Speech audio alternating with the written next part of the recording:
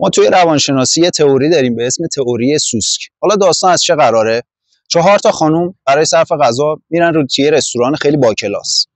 ناگهان یه سوسک میشینه روی یکی از این خانوما و خب خانم تا سوسکو میبینه ناگهان بلند میشه، دست و پاشو تکون میده. این سوسک بلند میشه میشینه روی خانم بعدی و خانم بعدی هم همین کارو انجام میده و بعدی و میشینه روی میز غذا.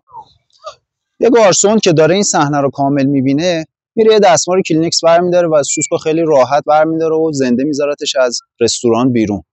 یه نفری که شاهد کل این ماجرا بوده با خودش فکر میکنه که چه اتفاقی افتاد بین کاری که گارسون انجام داد و کاری که اون 4 تا خانم انجام دادن.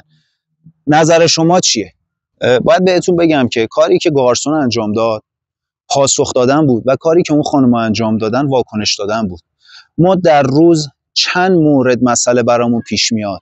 ما باید به مسائلی که برامون پیش میاد پاسخ بدیم، نه واکنش. اگر واکنش بدیم هیاهو درست میشه، تمرکز ذهنیمون از دست میره، خسته میشیم و احساس ناامیدی میکنیم و احساس بدبختی میکنیم. در صورتی که اگر ما خیلی راحت مسئله رو ببینیم، خیلی با آغوش باز میتونیم به مسائل پاسخ بدیم.